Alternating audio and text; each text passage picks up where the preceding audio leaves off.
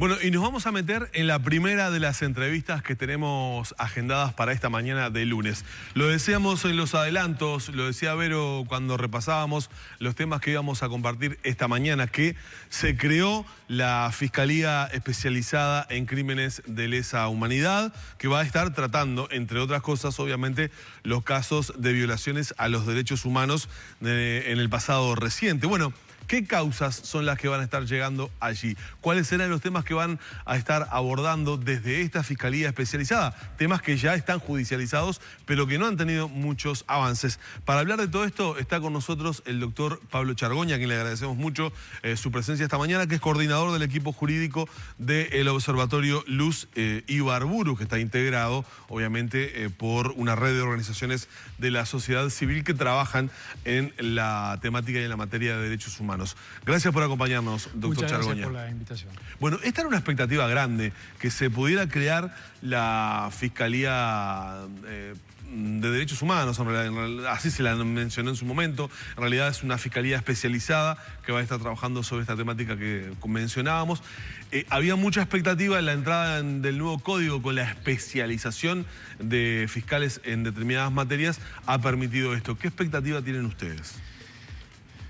Yo planteo desde la sociedad civil, desde las organizaciones de derechos humanos, que más que expectativa, nuestra posición es la de exigencia o la de reclamo. El Estado uruguayo está en falta por incumplir su obligación internacional de perseguir eficazmente los crímenes de lesa humanidad. Vamos a ubicarnos en la gravedad del asunto y la importancia de la persecución de estos crímenes. Los crímenes de lesa humanidad ofenden la conciencia universal. En la dictadura se hicieron desaparecer personas, se ejecutaron personas, se torturó y se abusó de aproximadamente 7.000 personas, probablemente más. Muchas más personas fueron afectadas en su dignidad. Y después de la salida de la dictadura hubo un modelo político de no castigo y un atraso tan importante que hace que muchas veces la justicia sea imposible. ¿Por qué?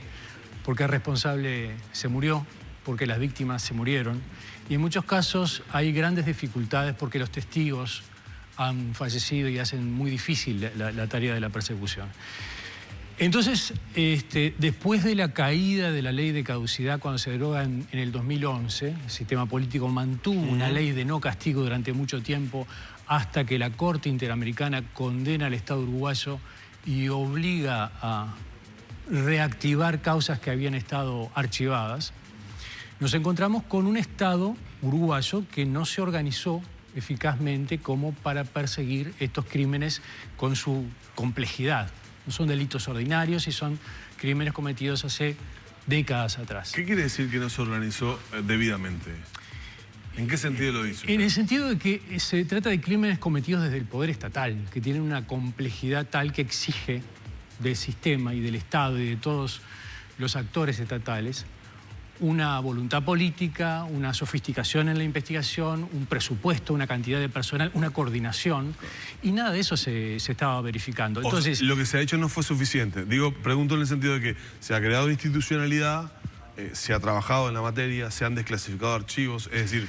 Notoriamente no ha sido suficiente, porque, en primer lugar, si yo tomo en consideración lo que dice la sentencia de la Corte Interamericana, por ejemplo, en materia de archivos, no se limita a sostener que deben desclasificarse o abrirse archivos, sino que deben sistematizarse, que es otra cosa distinta. Es decir, hacer decir a los archivos cosas que permitan la investigación adecuada de los hechos ocurridos en la dictadura y la determinación de los responsables. Y eso es una cosa distinta a abrir archivos o a acceder a archivos. De todas maneras, además, no todos los archivos han sido abiertos tampoco. Siguen habiendo zonas oscuras, zonas sensibles dentro de lo que fue el aparato represivo de la dictadura, que hace que, bueno, tengamos, sí, una cierta institucionalidad, pero con unos resultados muy magros. Y particularmente caracterizado por algo que afecta al Estado uruguayo, que es, sí, mucha institucionalidad, pero poca coordinación.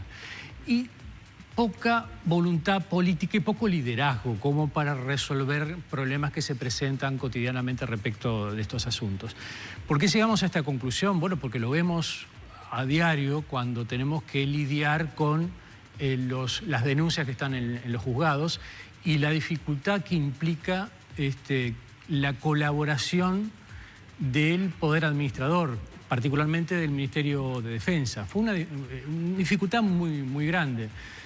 El extinto ministro de Defensa, eso le quería preguntar. ¿Se pensaba que gobiernos de izquierda, en este caso un Ministerio de Defensa bajo la égida de gobiernos de izquierda, podrían colaborar con aportar información a estas causas? Y muchas veces las organizaciones de la sociedad civil lo que dijeron fue que, más que colaborar, entorpecieron las investigaciones. En algunos casos sí, notoriamente. Yo menciono a Fernández Huidobro, pero como un emblema de la falta de interés de sectores de la izquierda, no de toda la izquierda, pero de sectores de la izquierda que no tienen ese interés respecto de la revisión de aquellos crímenes, ni construyen el concepto de terrorismo de Estado ni de crímenes de lesa humanidad. No lo tienen en sus discursos, es notorio, no tengo que explicarlo porque es público y notorio, tanto en el discurso de Fernández Huidobro como en el discurso de Mujica, que reflejan una posición de desinterés respecto a aquellos episodios. El por qué puede ser especulativo y digno de un debate político muy intenso, pero ciertamente tenemos una izquierda que no es homogénea respecto al interés respecto de la persecución de los crímenes de lesa humanidad. Entonces, hay una derecha a la que se suma parte de esa coalición del centro-izquierda que gobierna actualmente, que explica por qué el sistema político no destraba algunas cosas que están trabadas. Pero yo quería poner un ejemplo de la falta de colaboración cuando el entonces ministro de Defensa, Fernández Huidobro, se quejaba del tiempo que le demandaba contestarle a la justicia. Sí. Se quejaba de la cantidad de fotocopias que tenía que emitir con informaciones que la justicia le estaba reclamando. Es decir, a esto nos referimos cuando hablamos de un Estado que no se organiza eficazmente como para perseguir los crímenes de la dictadura. Doctor, fue designado el doctor Percivale para esta fiscalía. Le quiero consultar sobre esta nominación del fiscal general de la Nación, respecto del fiscal de corte, respecto al fiscal que va a estar en la especialización de la materia y de la fiscalía a su cargo, quien además ya ha adelantado posición sobre una postura que ha tomado la actual integración de la Suprema Corte de Justicia sobre la imprescriptibilidad de los delitos de lesa humanidad. Quiero preguntarle por Percivale y por esta posición. Sí, y en primer lugar por la evaluación tal vez también de la existencia de una fiscalía especializada única. En primer lugar, nosotros detectamos como una demora adicional el hecho de que finalmente se instale una fiscalía especializada. Las anteriores experiencias con fiscales comunes resultaron insatisfactorias porque mientras había una estrategia coherente de las defensas de los represores, no había una estrategia coherente de los fiscales, que actuaban todos en forma de compartimentos estancos. Esto lo evaluó así el propio fiscal de corte. Y si el propio fiscal de corte lo evalúa así, yo me exime de más explicaciones. Claramente. Efectivamente, no había coordinación y la falta de coordinación implicaba que mientras las defensas actuaban estratégicamente, los representantes de la sociedad, que en definitiva son los fiscales, que tienen interés en la persecución del crimen, no actuaban con una estrategia sólida. Por lo tanto, la pelea era francamente desigual. Hubo un primer intento de una unidad de coordinación de fiscales que no funcionó.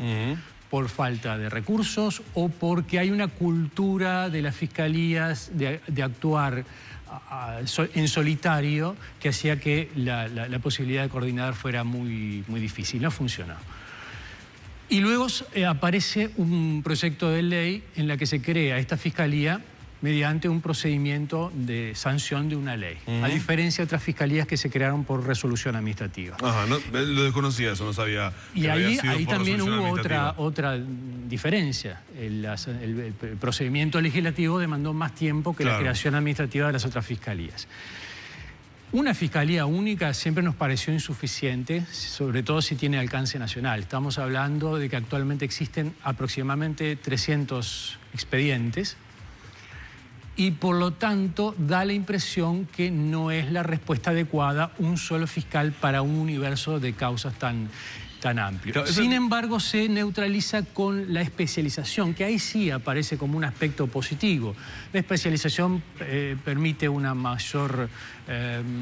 estudio más en profundidad y de hecho, aunque pueda parecer paradojal, el carácter único hace que el fiscal tenga que coordinar consigo mismo, lo que suele ser más sencillo para todos. Porque habrá además casos que se repiten en los expedientes, en unos y otros, nombres, rostros, situaciones, ¿no? Entonces... Va a tener un trabajo muy intenso el fiscal Percivale y a nosotros nos preocupa que no tenga el personal adecuado en cantidad, que hoy no está previsto que lo tenga. Claro. Va a ser acompañado de 2 fiscales y esto no es una superfiscalía. Debería haber una superfiscalía con una capacidad profesional y personal como para estudiar 300 expedientes que tienen ese problema que vos decís, efectivamente.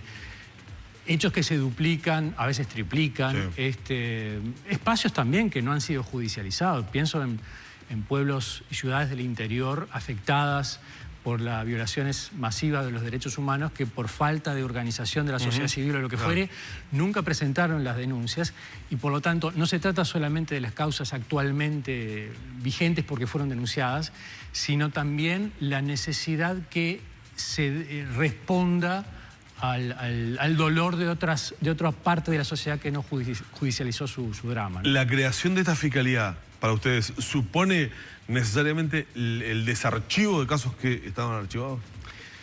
No puede haber ningún archivo porque en su momento, en el año 2011, la administración Mujica dispuso la anulación de todos los archivos enmarcados en la ley de caducidad.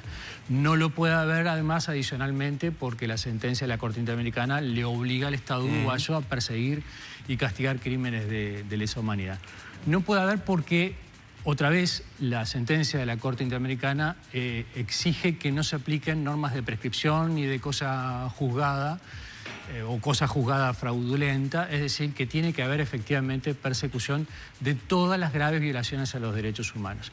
Por lo tanto, sí, si hay causas archivadas o causas no judicializadas, el fiscal tendrá que actuar en ese sentido. ¿Cómo o qué lectura hacen ustedes de lo que ha adelantado Percivale respecto a la imprescriptibilidad de los delitos de lesa humanidad? Que también el fiscal de Corte la manifestó cuando se conoció sobre fines del año pasado la posición de la Corte sobre esta materia, específicamente en uno de los casos. Sí, este es el debate político-jurídico central. Digo político-jurídico porque estas cuestiones no son puramente técnicas, involucran axiología, valoración, la sensibilidad de los tribunales respecto a graves violaciones a los derechos humanos. Habla de un enfoque cívico, político en el sentido profundo del término. Los tribunales se ponen del lado de las víctimas y de la sociedad dañada o del lado de los victimarios. Tenemos una muy mala noticia que viene de la mayoría de la Suprema Corte de Justicia, que es que se puso del lado de los victimarios. Al punto que desde la Comisión Interamericana, no es nuestro enfoque solamente, sino de órganos interamericanos de derechos humanos, evalúan que el Estado uruguayo desacata una sentencia. El desacato ante una sentencia internacional basada en autoridad de cosa juzgada de sentencia internacional es gravísimo. Para un país que tiene prestigio en materia de adhesión a tratados internacionales de derechos humanos, esta es una mancha muy intensa. Y cuando se dice desacato, se dice desconocimiento intenso de la orden que emana de esa sentencia internacional. El Estado uruguayo está obligado a perseguir los crímenes de lesa humanidad y dice específicamente a no aplicar normas de prescripción. Es decir, no se admite que el paso del tiempo constituya una guarida para los represores. La mayoría de la Suprema Corte de Justicia actual no parece advertir esta construcción que viene desde la época de la respuesta de las potencias vencedoras de la Segunda Guerra en el Tribunal de Nuremberg y que luego se expresó en la Convención Internacional sobre Imprescriptibilidad del año 68, que dio una respuesta precisamente ante la defensa de los nazis en Alemania en la década de 60, cuando ejercían la misma defensa que están ejerciendo los represores uruguayos hoy.